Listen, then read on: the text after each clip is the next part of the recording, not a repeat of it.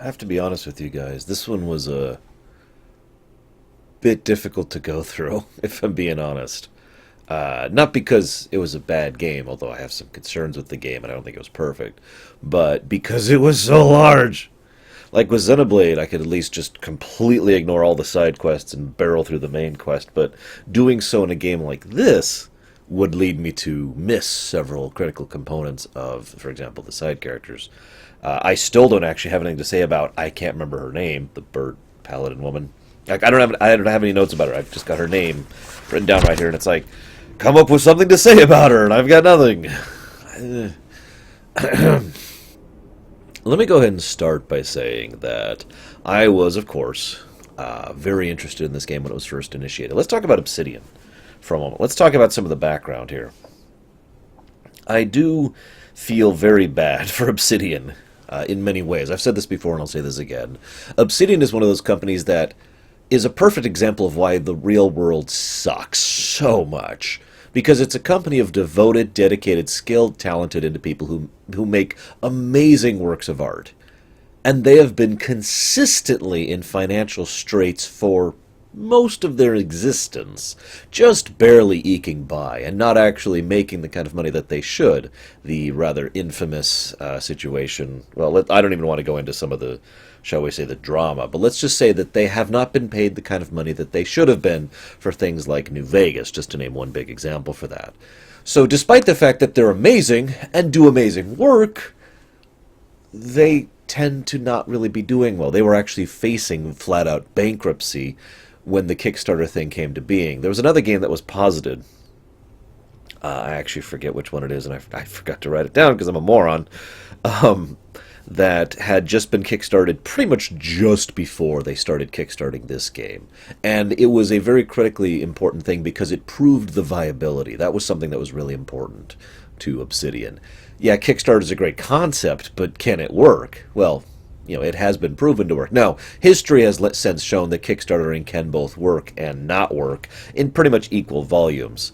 But I think at this point in history, we could go ahead and say that it is at least a feasible possibility to go forward with making a new game. Fingers crossed on Bloodstained, which, if you're watching this in the future, still hasn't come out as of me recording this, just to give one example. So they tried that out. It worked out. Woo! And everything I have seen has indicated that Obsidian has been doing much better financially ever since this game came out, basically. There was a little help from Paradox Interactive as far as publishing goes, and then they pushed out a couple of expansions. Tyranny came out.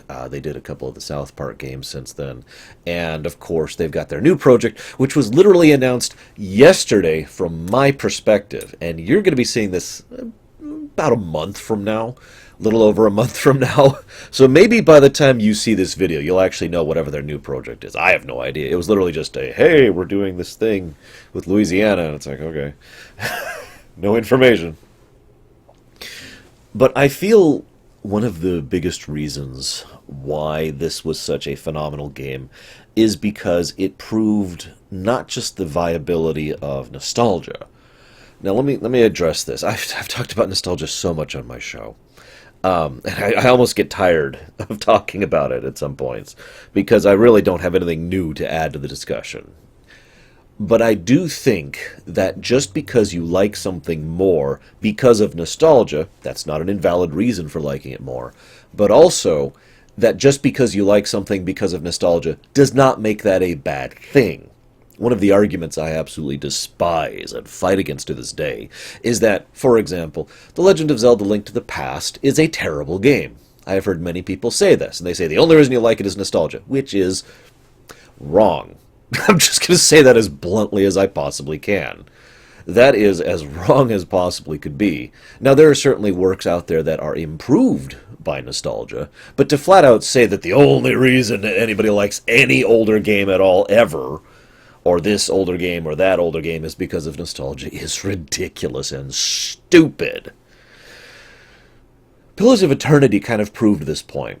Well, this is kind of a warts and all kind of a situation, because this game is done very much in the style of the old top-down isometric RPGs. The one that comes to my mind most immediately is Baldur's Gate 2, specifically 2, because I didn't really play 1 that much.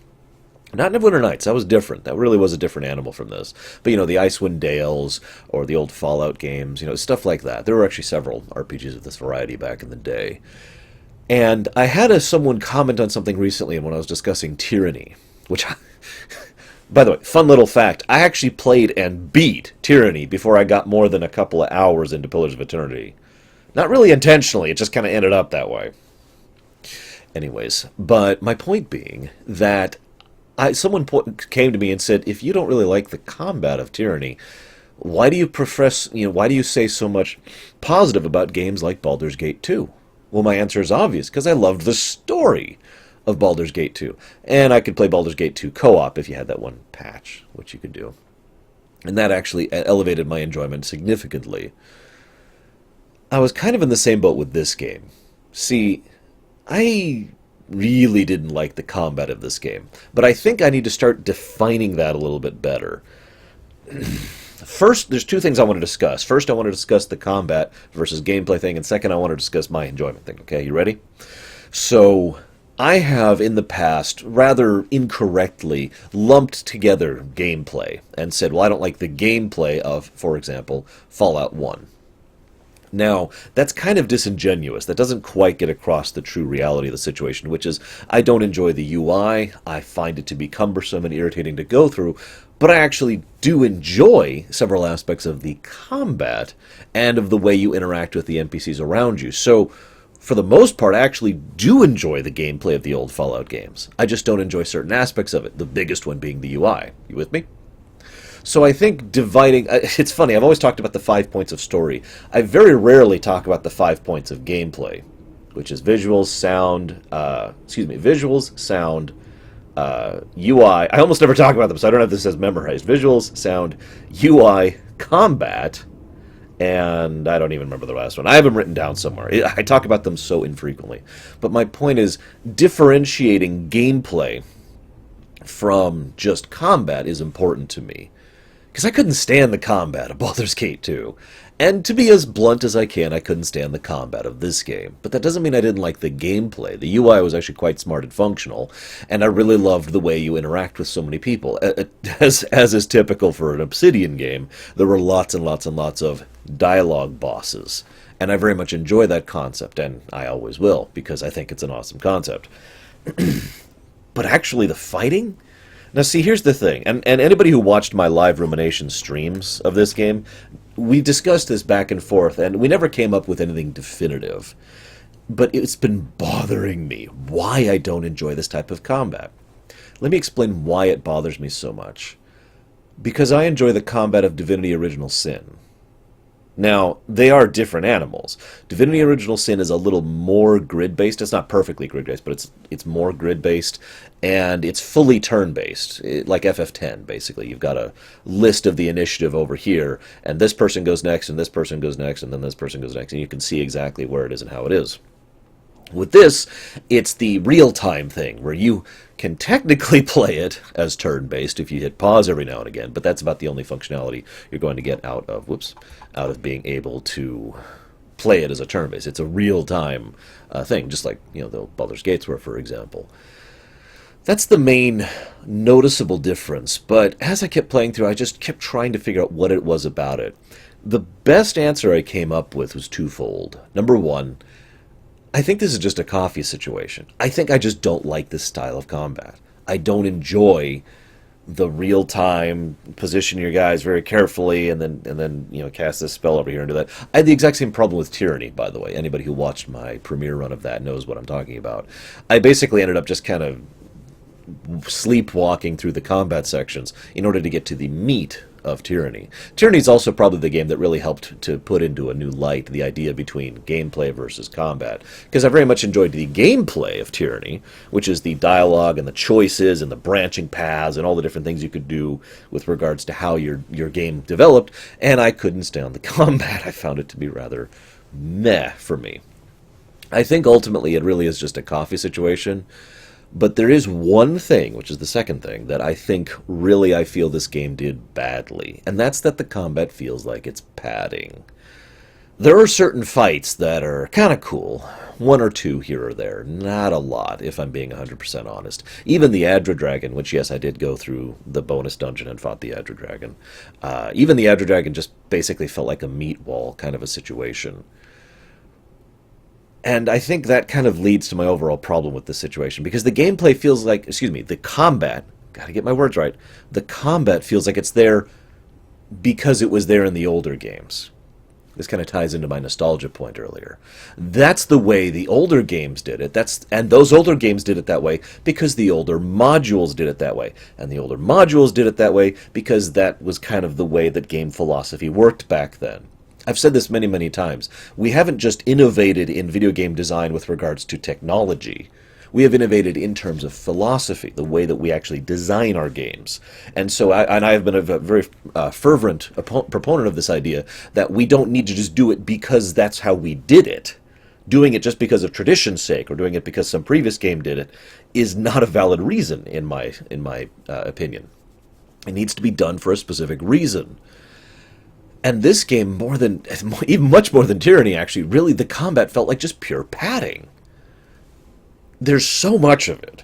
Like, you're just going through one of the exploration zones, going from point A to point B. It's like, all right, fight this group, and then this group, and then this group, and then this group, and then this group, and then this group. Ugh. The loot they drop is pathetic. The loot drop in general is kind of pathetic. You get most of the really good stuff, either from quests or from doing some of the super optional kind of stuff, or the optional kind of stuff. And they give no experience. So you literally progress in a minuscule amount in a horizontal way, not a vertical way, from combat, and it takes forever, and it's kind of unforgiving, even on the easier difficulties.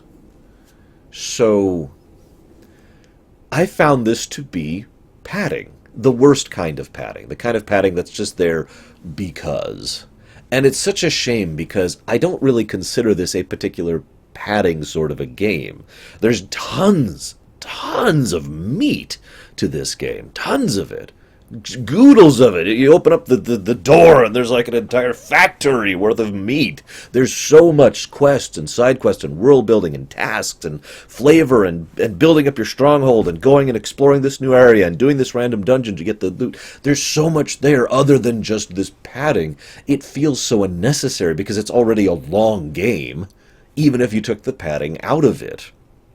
Again, I feel it was there because it used to be there, because they were trying for the nostalgia factor.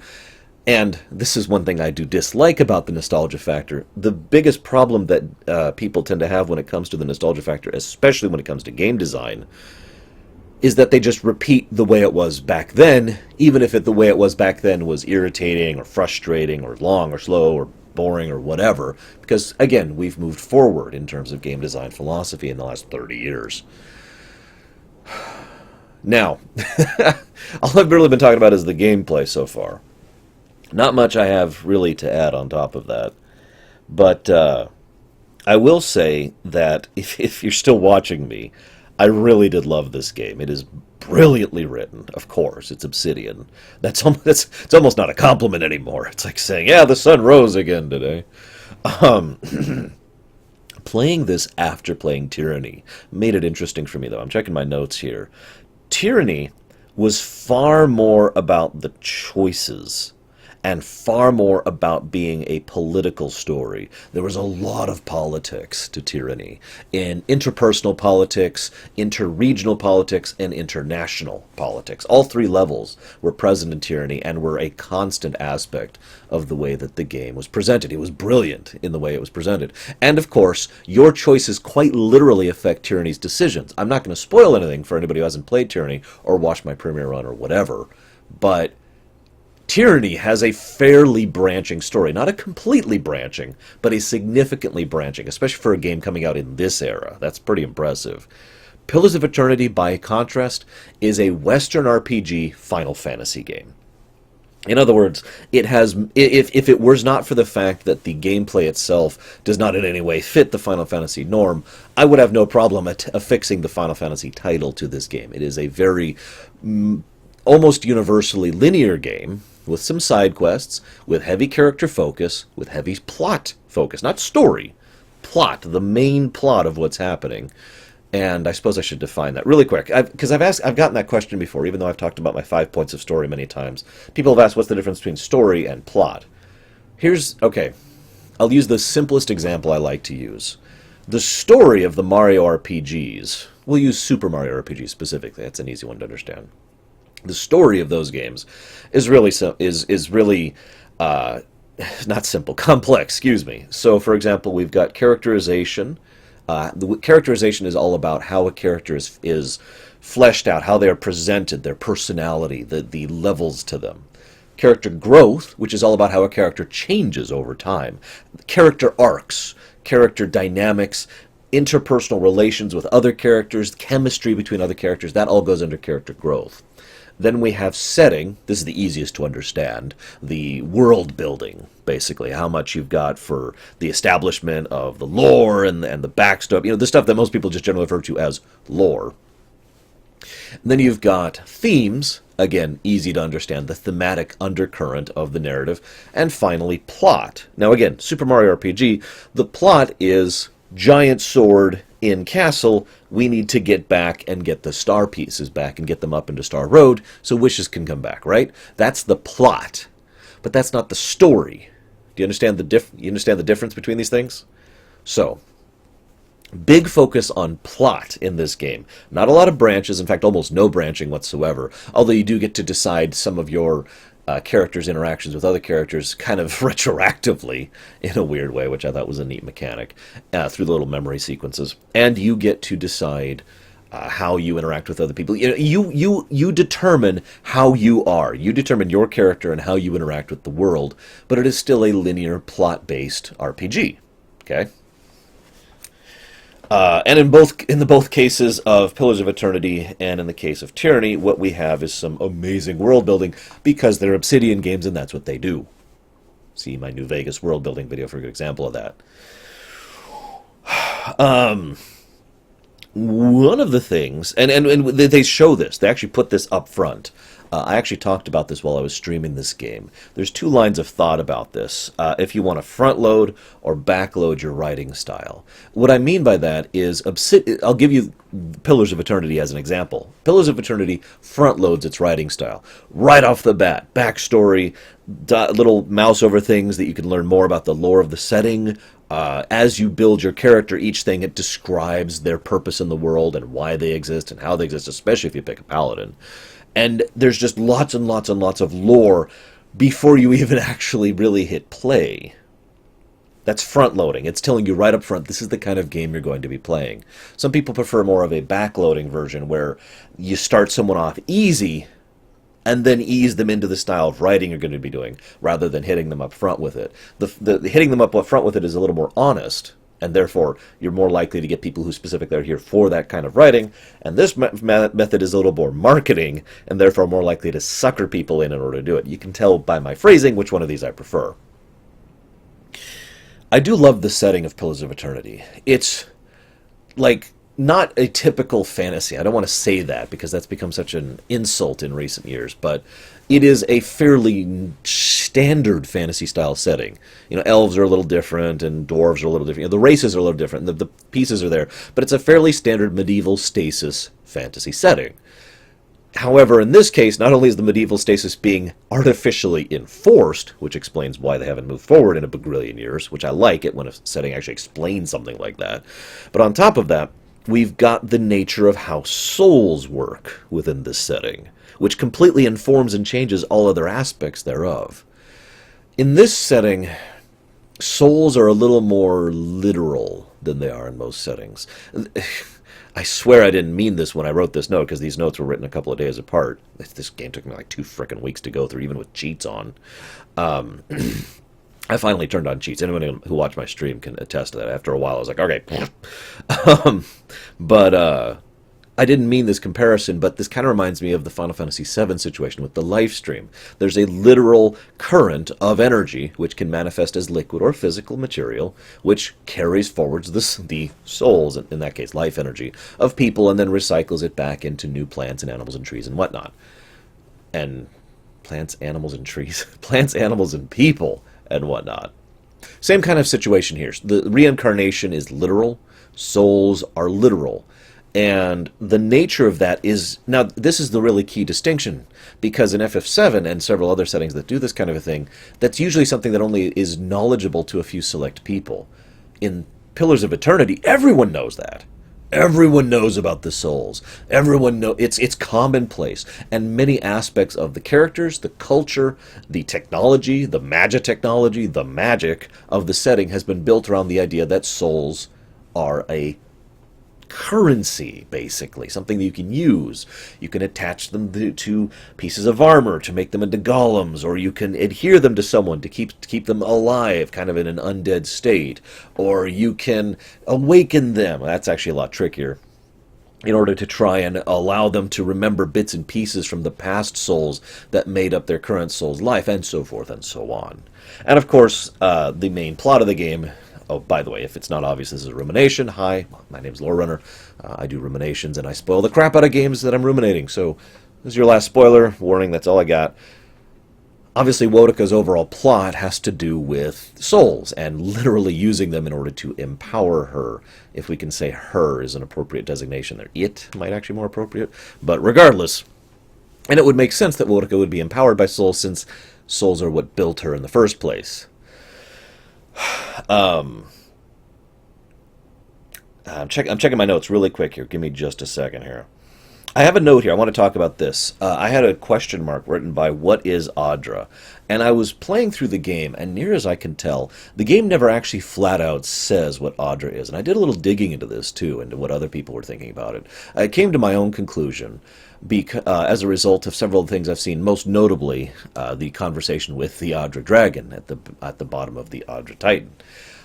And, of course, well, based on how Audra works, I think Audra is basically the veins of the world.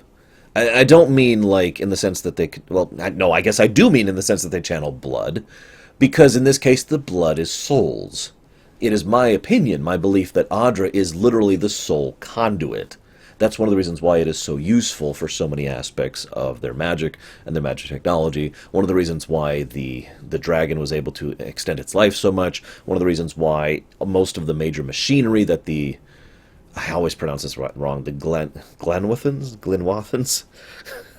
I don't remember how they pronounce it. The older people, the ancients, used so much Audra in the construction of their machines, most notably the pillars, and of course the actual devices which we go around and shut down or destroy throughout the course of the first act of the game. Now, I want to make this clear distinction, because I'm not saying this is materia. Materia is... So we got three layers. We got energy, then the liquid, which is the life stream, Mako, and then if it solidifies, it makes materia, right? In other words, materia, roughly equivalent, is physical souls. I'm not saying that. I don't think Audra is souls. I think Audra is the conduit for souls. Big difference. I would imagine it's kind of the nature of the setting that Audra's always been there. In other words, I don't think Audra was invented. I think Audra was always a part of the world and was just kind of part of this whole cycle of souls thing. But I could be wrong.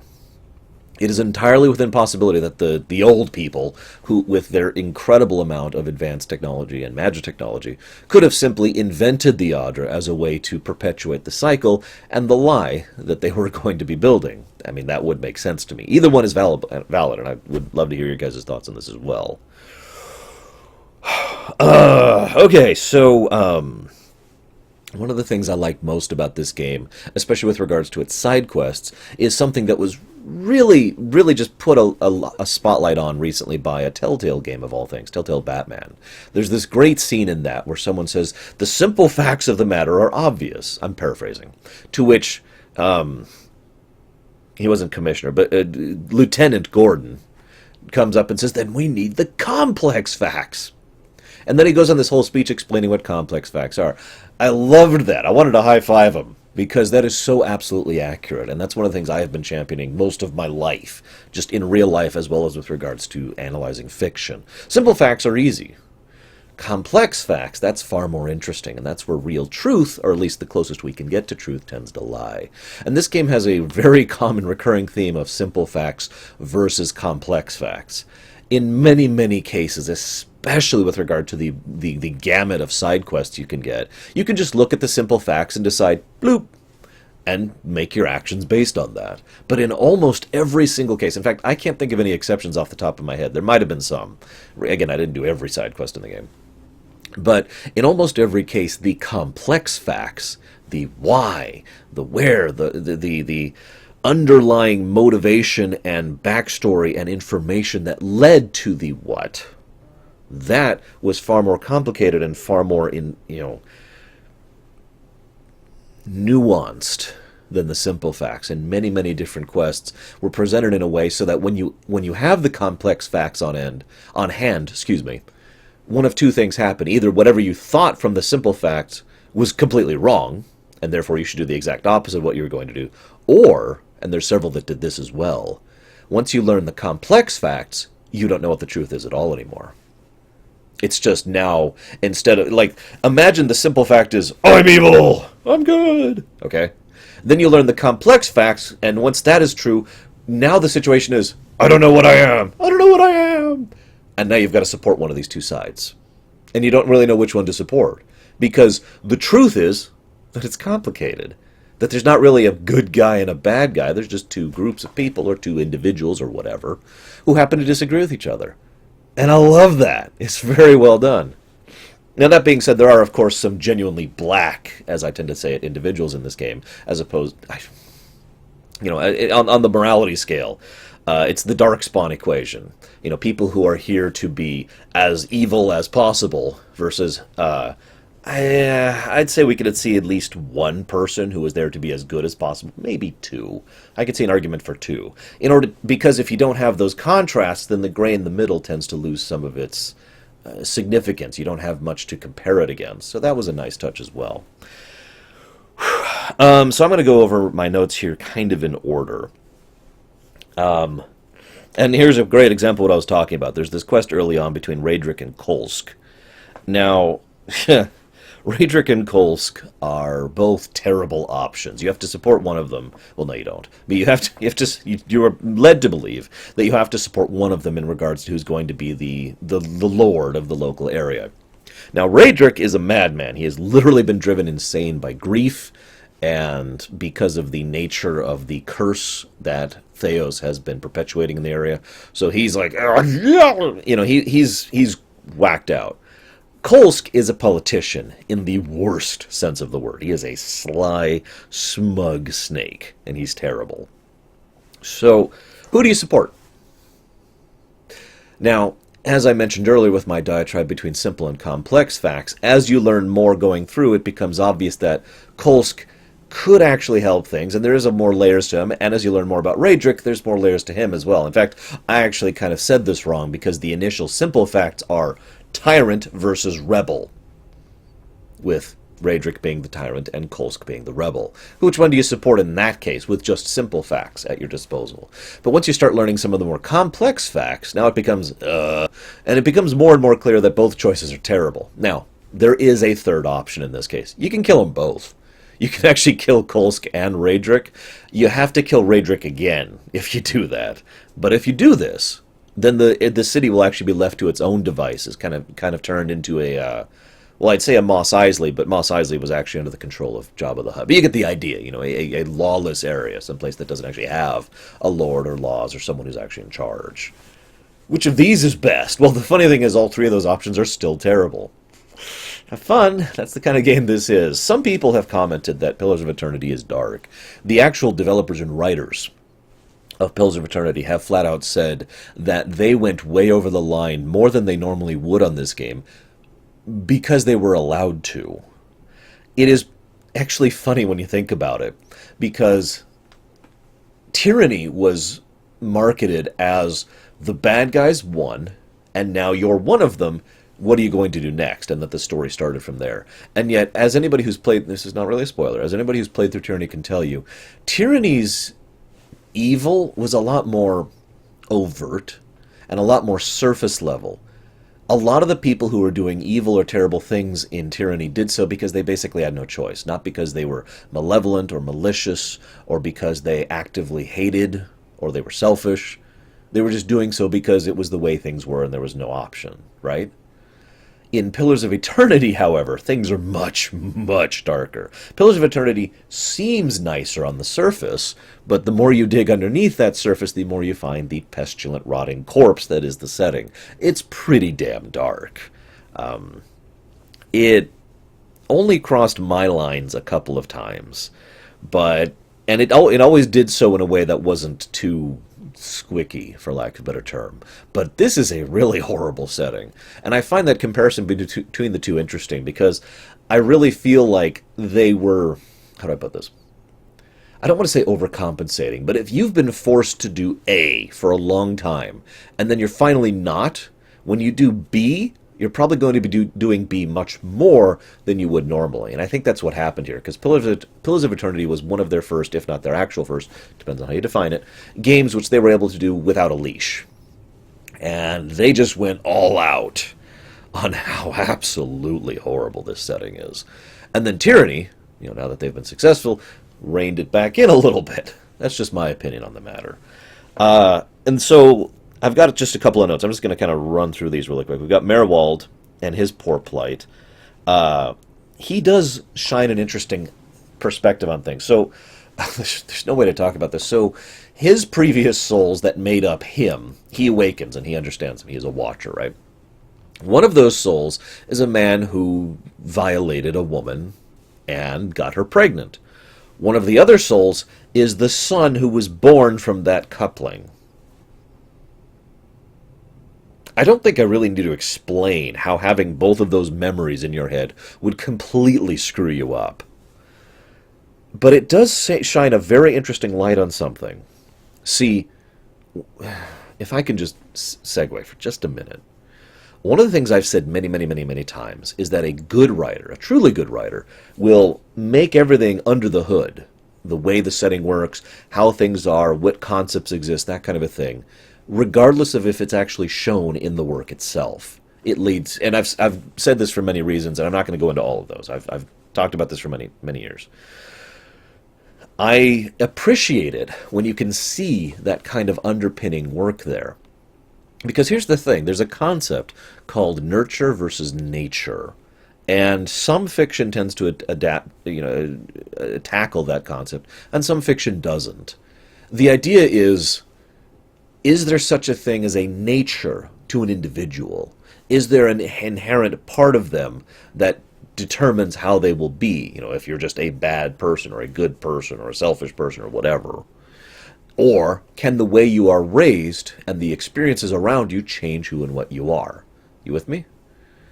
Now, most settings tend to go with kind of a blend between the two. But what I find most interesting of Pillars of Eternity, through its actions, this is not just the only example of this with Merwald. There are several other examples. But Merwald shows fairly clearly that there is no nature at all. Despite the various souls and the memories that are within him, he is nothing like his previous souls. And in fact, one of those souls is nothing like the previous soul, for that matter, at least in one case that we know of. And again, this is something that's repeated throughout the game. So there is literally no such thing as nature. Now that's an interesting move to take, and also kind of a brave move to take, since souls and reincarnation are literal things within this setting. But it also helps to emphasize the nature of how that works, and why Theos is so aberrant for the setting. Because Theos' nature, if you will, has carried with him all this time, but only artificially. Everyone else has no nature, only nurture. It is the circumstances of their lives that shape them. Interesting, isn't it? So, I mentioned the tyranny thing. There's a gentleman named Aldhelm, and I went to look who the voice actor for is. I know this is a weird thought, but I wrote it down. I want to talk about it. There's a guy named Aldhelm, and people are like, who is this guy? Who voice acts this guy? I wasn't able to find something definitive, but I'm pretty sure that's Brad Dourif. I recognize those tones pretty well. Please feel free to correct me if I am wrong. But nevertheless, even if it wasn't Brad Dourif, the gentleman who portrayed him did a great job. Holy hell. Just wanted to praise that really quick. Get off me. So let's talk about the three factions of Defiance Bay really quick.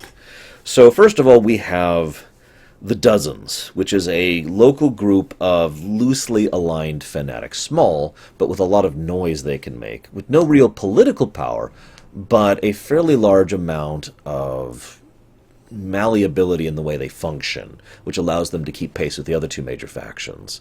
They're all zealous, of course. They adhere to a belief. And then we've got the Crucible Knights, who are conquering, powerful, military, who have started recently trying to reach out into expanding their personal power. And then we've got the, I don't think it was ever said out loud in my playthrough, the Doamenel, House Doamenel, who are the Mafia. I mean, they're the frickin' Mafia. They're not the Thieves Guild, they're the Mafia. And they are outright criminals who are more than capable of manipulating and controlling the situation through almost purely political and criminal enterprises. Now, what I find most interesting about these three is the way they are is kind of set, but the way they become is heavily influenceable by you, the player, and your interactions with them. But what I also find interesting is at first glance, I was like, huh, that's kind of weird. And at second glance, I realized these are the three alignments. Not good or evil. I want to make that clear. Pillars of Eternity actually goes out its way, as I mentioned earlier, to really avoid labeling an individual truly good or truly evil. It's just a lot of gray in between. I would say all three of these factions lean towards evil, and in several cases can be moved more towards the good side of the alignment. But what they actually believe in is law, chaos, and neutrality. But what I find most interesting is that the criminals are the neutral ones, at least in my estimation. The House and the House Mafia are clearly the neutral ones, whereas the Dozens are clearly and definitively the chaotic ones, with, of course, the Knights being the lawful ones. Which is even more interesting since, the Knights are actually basically began as blacksmiths. But anyways, I digress. I just found that whole dichotomy between the three factions interesting. I ended up supporting the Knights in the end, mostly because I couldn't bring myself to support chaotic zealots or the frickin' Mafia. In my case, I felt like I had no choice on that one. I also find it very appropriate. So the game, many times, the game goes out of its way to emphasize how terrible the world is and how terrible the people are in it. I already talked about that. Another example of this is there's a situation where, oh my god, the Duke was killed by an animancer, thanks to Theos's intervention, right? Well, the reason I find that interesting is because the people immediately riot so that they can pillage and loot. The riot, in almost every respect, is presented as if it's just an excuse. People are already upset. You hear tons about it as you're going through the town, as you're going through the Defiance Bay areas first time. People are upset. They're on edge. The Justicars are barely, just barely keeping things in touch. There's lots of refugees. Oh my God, life is so horrible in the villages. All these people are miserable and unhappy. The riot, the killing of the Duke was an excuse. They just want to go burn things, or steal things, or hurt things. That's all they care about. And I found that interesting. I also find the more recent, speaking of this kind of a thing, so right at the beginning of the game you encounter I don't know how to pronounce their name, the group of people who still revere the Builders, right? And so the Glanfathans are the recent people, and the Engwithans are the old ones, I think. Hope I'm getting that right. But anyways, you meet the group of the people who revere the Builders, right? And how very Obsidian, because they're one of the first groups of people, one of the first organizations you ever see, and they are immediately presented as the bad guys. And it would be so easy for them to be raiders. What's the explanation for raiders in Fallout 3? You know what I mean? What's the explanation for bandits in most stories? Like Oblivion. They're basically, I didn't mean to call Bethesda out twice there, but you get the point. They're just typical bad guys. They're bad guys, excuse me. They're there to be people you can defeat, either for loot or for the purposes of some actual villain with some actual personality. Or they're typical bad guys with no actual personality to them. I find this interesting because Obsidian has done this before with the Raiders. In New Vegas, the Raiders kind of became the cons, and then the local groups of Vegas, all that stuff. They actually turned them into organizations and cultures. Whereas they kind of do the same thing here. We actually, the Glenfathans, excuse me, are initially presented as if they're going to be this kind of typical bad guy, and then within a fairly reasonable amount of period of time, by about the time you get to Act 2, you start to realize that these are people with their own culture and perspectives and everything, and then you end up actually going to them for help and assisting them in their work against Theos. How's that for funny? I also want to say something really quick here. I have a note here. Status quo. One thing I've noticed is that this may just be me, and I want your guys' thoughts on this, if you feel like sharing it. But I noticed a lot of the endings. After I beat the game, I went and read up on all the different ending slides and how they change based on your actions. It seemed to me that most of the endings seemed to favor the status quo. In other words, the best outcome was usually when you adhered to the status quo rather than trying to change things. That wasn't always the case, but I really got that impression as I went through it, and I'm curious what you guys think of that, because that seems very contrary to the game's message. And I suppose I'll take this as a moment to segue into characters. So, this entire next page is just thoughts on characters, except for Paladin Feather Lady, because I have nothing to say about her. She's cool. I liked when you talked to Hylia, whatever, and she just calls her out and is like, yo, stop being terrible. I actually like that quite a bit. But yeah, so let's just go. So let's talk about Durance, first of all. Durance. So it is interesting to me how much effort he puts into his faith and devotion into her and trying to reconnect with her. I actually feel like there's a little bit of blind desperation in that, especially having read the ending where if you don't complete his personal quest and he literally throws himself on the pyre.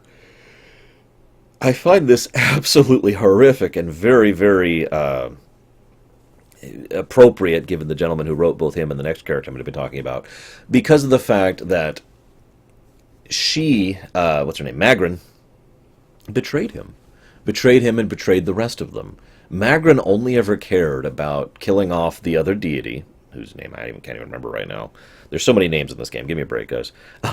Killing off the avatar of the other deity, and for all intents and purposes, killing off that deity himself. I shouldn't call him a deity. Construct? Is that a better word? The other construct.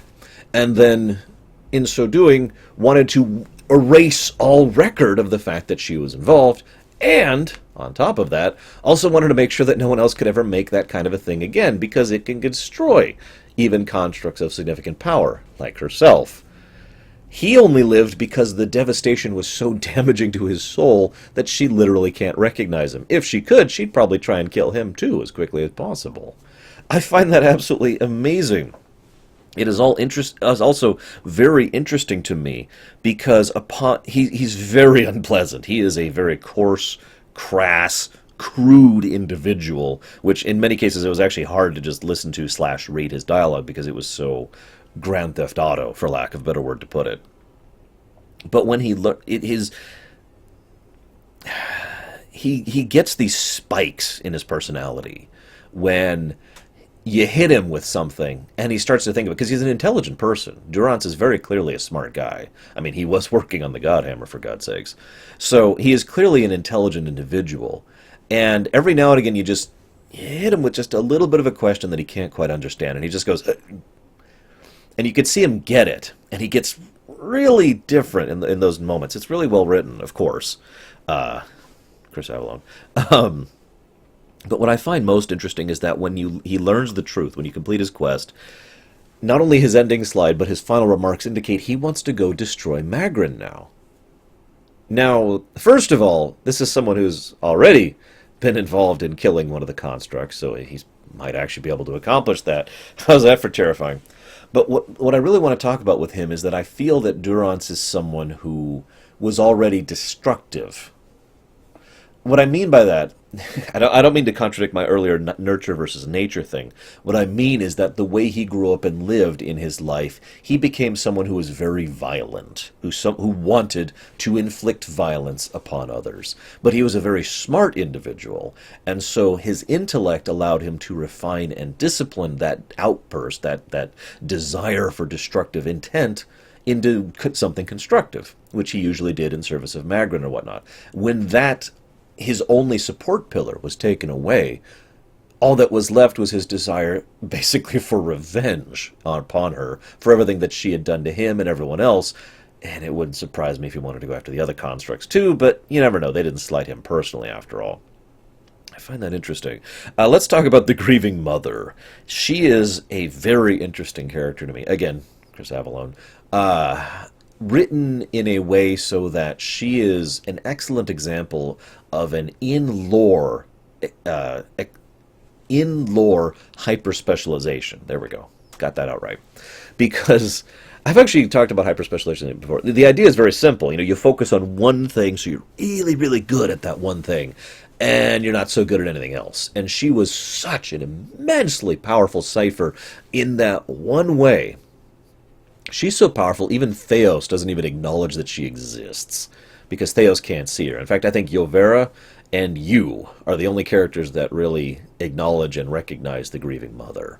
Think about that for a moment. That's how powerful her hyper-specialization is, and her illusory magic, if you will. I also, I find her overall character development and the arc of her quest to be a good example of actions and unintended consequences and the complex truths that reside around things. Obviously, she cared about people, cared about birth. You know, she was literally someone who helped new children to be born and took care of them until their souls were settled or whatever. I'm summarizing excessively. She explains it much better than I'm explaining it right now. But what I find interesting is the one time where she kind of became the Grieving Mother, where she ensured that one woman, she lied to her. She used her incredibly powerful, hyper-specialized illusory magic in order to force a woman to think that her baby was healthy. And that woman died over taking care of her baby because her baby was a hollowborn, a.k.a. no soul. Basically, I mean, a vegetable at that point for all intents and purposes.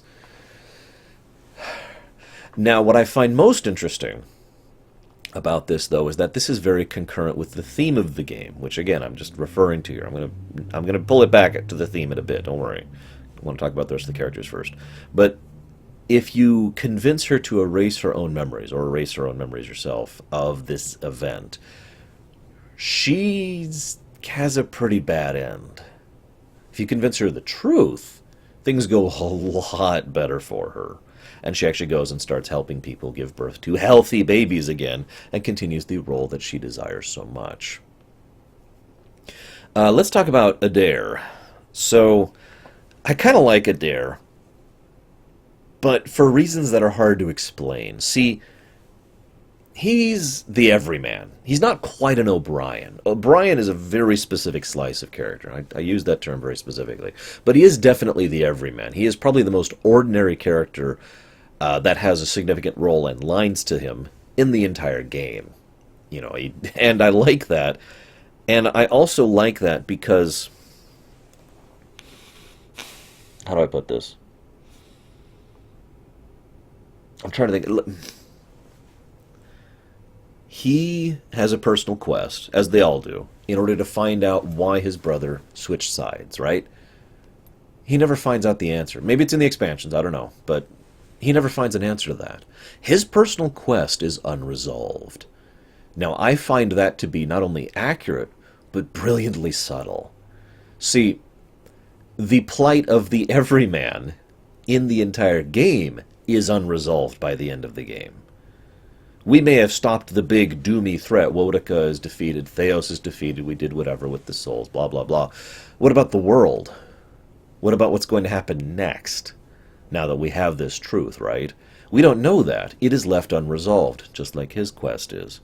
And yet, what I find brilliant about this, and this, so at first that might seem like a loose connection, and yet, one of his endings has him becoming a local leader, which firmly connects him with the plight of the setting and the Everyman in general. Because that's exactly what the setting needs. They don't need people like...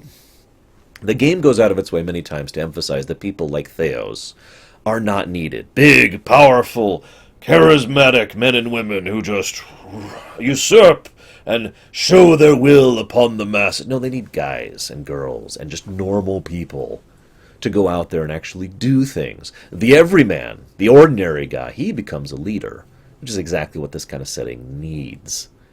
There's many hints throughout the course of the game that actually the setting is pretty much on the verge of entering what would be like the very beginnings of the Industrial Revolution, and it's like pushing at this envelope here, just pushing at it, just like that. And it's been doing this for probably a really long time, and Theos has been running around preventing this from happening in many different ways. And, of course, several other aspects of the constructs have as well, keeping this medieval stasis thing I mentioned earlier. People like him, people like Adair, they're the ones who are going to be able to push them forward into some kind of actual future and progress. I also think that someone like Adair is really, really relevant to this story and very crucial to the game, because almost every single other one of the characters is someone who has, some tragic backstory, some in-depth significance to the plot, some personal quest that's aching at them, and some kind of thing that is, for lack of a better way to put it, fairly typical RPG fare. I don't mean that as a negative, by the way. It's all well written and well presented and well acted and awesome. But my point is, they're the kind of characters that if you think major characters in an RPG, they're the kind of characters you could think of, because for the most part, when you're playing an RPG, I'm trying to talk over the dog. God, you hear Thirsty Dog over there? When you're playing an RPG, generally you want the main characters to be the one with the most interesting personalities, the most interesting backstory, the most relevance to the plot. That makes sense, right? But I do think someone like Adair is critical, because he is not critical to the plot. He does not have some big, expansive backstory. He is not a typical RPG character. He's a guy. He's the Everyman. It helps to show contrast. It helps to highlight the others by his example. And I especially like the way he gets along with, or doesn't get along with, several of the others, because it adds a wonderful flair of humanity to the overall proceedings. Let's talk about Haravius. I don't have much to say about him, but he and Kanarua are both interesting examples of kind of two sides of the same coin kind of a situation. Haravius is definitely someone who obfuscates stupidity. For those who don't know what that means, it means someone who is intelligent but pretends they are not. But the thing is, he does so blatantly and so obviously that I can't believe that he expects anyone to really accept that. I personally think that what he's really doing is he's just trying to make a comic relief out of the whole thing. And the reason I think that is because he's not... How do I put this?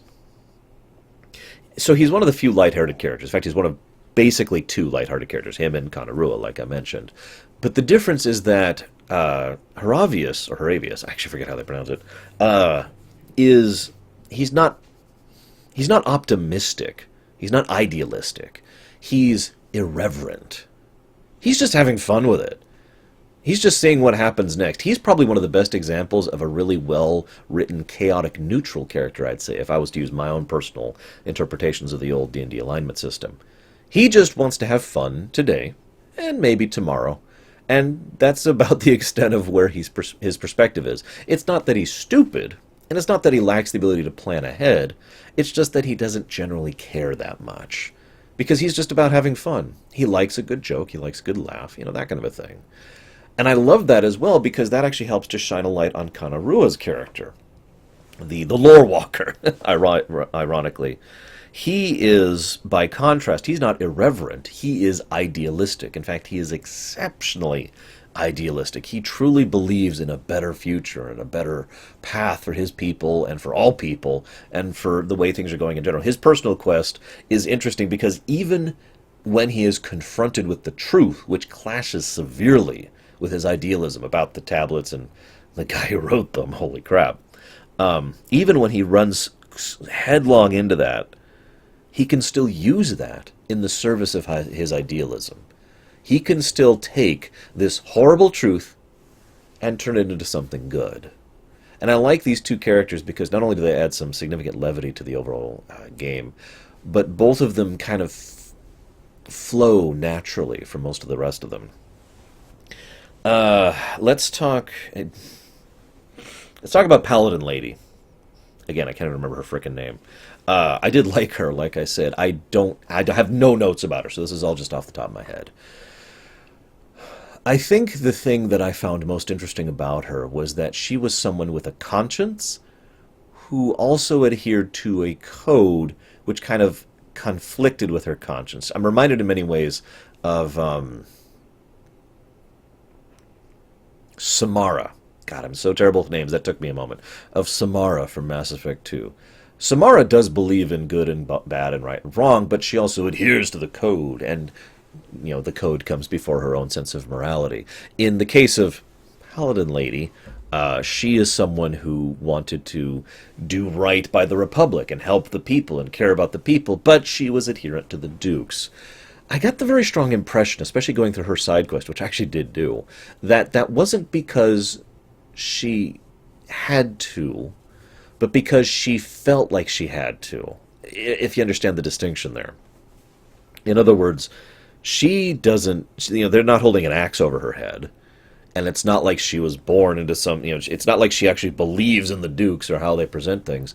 It's more that it is her perspective that if she does not adhere to the precepts of civilization, which by its nature in this particular time era means follow orders, then that civilization will collapse. It is not until through her side quest that you show her that there are a couple of other options available that it occurs to her that she could do something other than following orders. And when given that option, she does so immediately. So I've saved two characters for last because these are my favorite characters as far as the party members in this game. Sagani and Aloth. Or Aloth. Aloth? Aloth? One of my favorite characters, and I can't freaking pronounce his name. Sagani, I don't actually have much to talk about her, which is a shame, because I really did like her character. She was... she's not the everyman, like Adair was. She is much more... I don't know what to use there.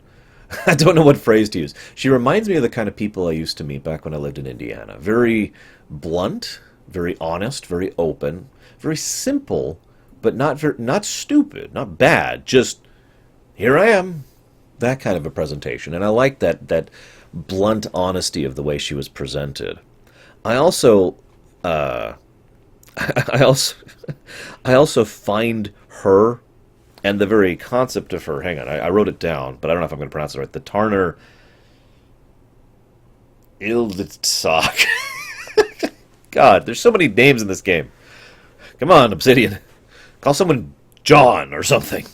I did find the whole journey to find an elder and their new soul thing to be fascinating. And again, another example of how the souls and the cycle of souls and the literal nature of how souls work within this setting to affect people on a fairly fundamental level, all the way down to the familial structure. The fact that she has to go on this massive journey in the hopes of finding someone whose soul happened to used to be a previous elder. Okay. I thought that was really cool, actually. Then he was a stag. Now, what I find most interesting about that is you, the player, have the choice of deciding how she takes that. You can basically go with a perspective of it's the journey that mattered. You can go with a perspective of there's more to this than just the act itself. You can go with the perspective of this was a stupid waste of frickin' time. And you can go with this perspective of just being flat out cruel about it, kind of like Theos is, for example, when he calls her out on it. And that's up to you. I went with the journey and the family route, for anybody who's curious, because it was like, well, you accomplished your task, and you have informed him of this, and he'll move on again because he was just killed like 5 seconds ago. We'd been there like 5 seconds earlier. And I like the idea that when she's able to go home, he was a stag, but people still welcome her home. I know that the journey matters is kind of a cliche saying, but it's a cliche for a reason. It's a common saying. She did go through this massive, expansive 5-year adventure in order to find this soul, and found it, and then managed to return home. And then she is welcomed. People don't welcome her and say, you frickin' waste of time. You found a stag? No, they say, thank God you're back, Sagani. Awesome. And she gets to have this whole awesome, full-fledged, fulfilling life in the wake of that. And I thought that was really cool and very appropriate for all that she went through. And then there's Aloth, who is, again, another example of the whole souls thing. The idea of being partially awakened, having one soul just kind of there in the background.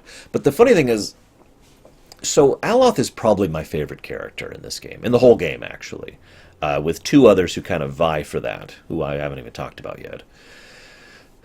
He's probably my favorite because he, in many ways, reminds me of Alistair back in Dragon Age Origins, because he doesn't want to choose or do for himself. His whole life, he has accepted putting the burden of responsibility upon others. You decide, you do this. I have no choice. I will do this because this.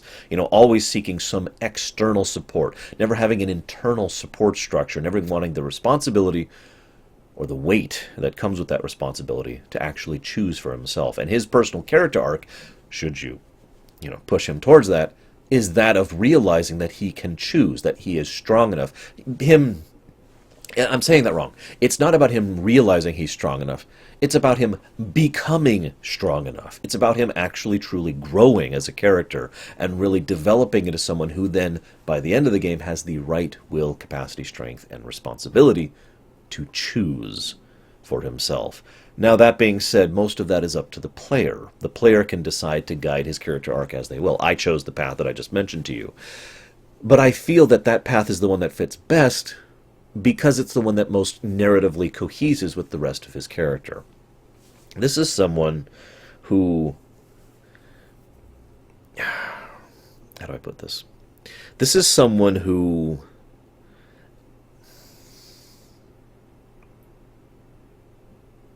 is adrift. This is someone who will follow anything as long as it's something to follow. And from a purely narrative and thematic perspective, that is the plight of the world as a whole, isn't it? I mean, think about this. That is what Theos believes. If people do not have these constructs to follow, then what will they follow? They'll have nothing. They need followers. There's several people who speak to this about their leaders as well, with regards to the kings, or the lords, or the dukes. We have to have strong leaders. They have to be above everyone else, because if they weren't, who are they going to follow? It's a recurring theme throughout the work, that they need to have followers, and yet it's also a recurring theme in the work that that's actually not true, at least not all of the time. That sometimes people need followers, some people need something to follow, but some people don't.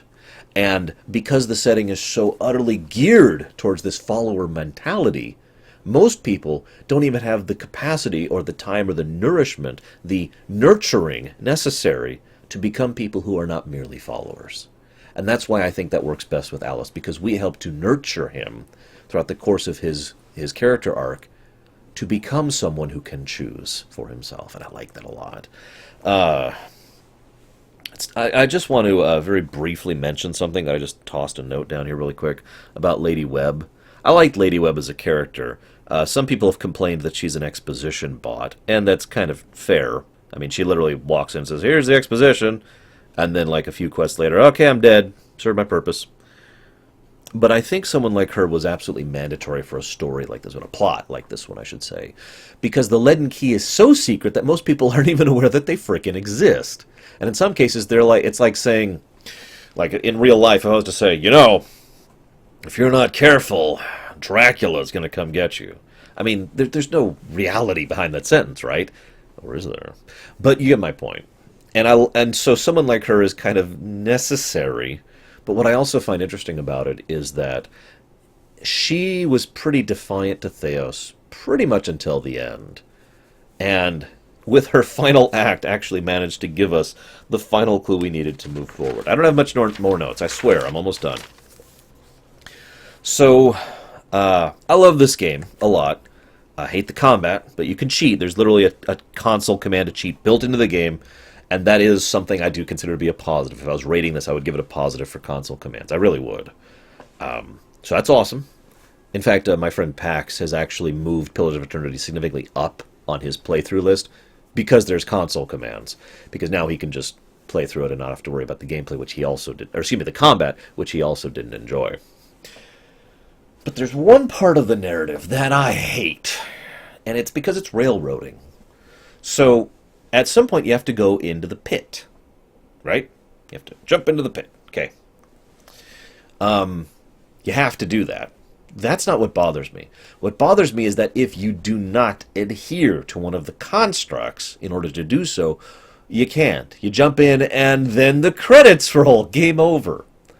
That's actually usually referred to as a non-standard game over. In other words, nope, you screwed up, boy. You are railroaded in a game all about the fact that the gods are fake into obtaining the favor of one of them and adhering to them, basically bending knee in order to actually go forward with the plot. And that irritated me tremendously. Now, I'm not sure why that's there. I was thinking about that, actually. It doesn't really tie in thematically with the rest of the work. It doesn't really fit... It does fit narratively, but this is Obsidian. One of the things Obsidian has always been very good at is options in how to progress. Obsidian has always been a champion of all roads lead to Rome. You are always going to go through that pit. Okay, I can accept that, but you basically have one way to get to that pit. Yeah, I know, you can adhere to any one of the various deities, but you still have to do that. You still have to go pick one of the constructs and say, hey, and they're like, okay, do this. Okay, there. There's no options. There's no choice at all. It's just picking which one of these statues you want to kneel in front of. And that irritated me immensely. I actually wonder if this is something that happened because they were running out of time or effort. I know there were some aspects of the story that were cut from development, and I know that there were, of course, some financial issues. Remember, Obsidian was on the verge of total bankruptcy before the success of the Kickstarter, so maybe they were just trying to get the game out there and they thought, we can skimp on this one thing. But it's probably my one and only real complaint about the story of the game. Because you really only have two options. Kneel or game over. Which isn't really an option, is it? But I digress. I also want to talk about the Court of Penitence and how incredibly screwed up it is. Credit to Obsidian for coming up with something that is almost as bad as the frickin' Wall of the Faithless. So you go into this pit where you just suffer forever. Well, you don't suffer forever, but you're locked there forever until you finally say, okay, fine, I bend knee. And once you do that, you are sent up to suffer. To suffer on the island as an undead soul. You are not allowed to reincarnate. You are not allowed to move forward. You're just stuck there forever. That's messed up. Now, it is worth noting that's specifically a thing for Wodica. This is an invention of hers and not something that's related to the other constructs. I don't know if they do something like this. So, I've cycled around the theme a few times. Let me just go ahead and say it flat out, because we're approaching my last few notes here. The theme is truth. I was actually reminded many times of Persona 4 when I was going through this game, because both games were really about the truth and how the truth should be embraced, even if it's an unpleasant truth, that we cannot grow or progress or move forward unless we face that truth and overcome it, or we fail and we fall to the wayside and someone else can try to efface the truth and move forward, right? And that's the way this game is being presented in many ways. It's all about the truth. It's all about what actually is, how things actually are, as opposed to how we think they are, or how we want them to be, or how we wish they were, or how we are led to believe, etc., etc. It's a brilliant theme, and it's an undercurrent through every single aspect of the entire game, with one exception that I just mentioned. And it's part of that whole simple and complex thing I referenced earlier as well. Because the simple truths are easy, but those aren't truths, are they? That's just simple facts that don't really support anything other than, knee-jerk reactions. The complex truth is that the situation is complicated. That things aren't so simple, that there is no good guys, that there are no bad guys. There's good individuals, and there's bad individuals, and then there's the trillions of people in between. Maybe not literally trillions, but you get my point. There's the mass of people in between. And nowhere is this more clearly presented than in the two main characters of this game. Yovara and Theos. I actually wrote her name differently just so I could pronounce it correctly, because they said it a few times right at the end. So we have Theos. Now, he is a great villain, I will say. I wish he had more screen time, but at the very least, he does get a lot of screen time in the form of the way that he's seen in the flashbacks. I also think it was a brilliant move on Obsidian's part, by the way, to make it so that your interactions with Theos form what actually happened back then with regards to Yovara. That was actually a brilliant move on their part. Gives the player choice in developing the backstory of a character that died 1,000 years ago. It's nice. But Theos is interesting because he's an inquisitor, in the truest sense of the word, who does not worship a deity. In fact, knows there is no such thing. There's just these constructs over there. And he is someone who perpetuates this situation, this false worship, that he knows to be false, for no other reason than the fact that he knows the truth, and he has come to a conclusion about it. He is an evil man, make no mistake. But he's not a cackling, evil, he's not one of those type of characters, as I would expect no less from Obsidian, admittedly, but they still get marks for this. He is a complex character. There's a lot to him. This is a man who truly, fervently believes, to the point of zealotry, that this false worship must be maintained. And therefore there are two things he's been working for most of his life. One, he has been trying to make sure that people don't advance in animancy, because he believes that if the modern age people, or any of the people through the last bajillion years, advance enough, they will be able to discover the truth about the gods, and therefore unravel the whole nature of the fabric of society. And two, completely dedicated towards uplifting one of those gods above the others in such a way as to ensure that that secret is kept. It is mentioned flat out that Wodika wants that secret kept just as much as he does. So he insists, he adamantly insists on this. And there's no, Yovara has a great line, there's no convincing him of elsewise. He is a true zealot of his cause. And I find that interesting because, well, that's the purest example of cynicism, isn't it? The belief that the truth will ravage the world to such an overwhelming extent that it can never be unleashed, that any atrocity, and he has committed many, is considered acceptable in the pursuit of that. What I find most interesting is that Yovara is the exact opposite.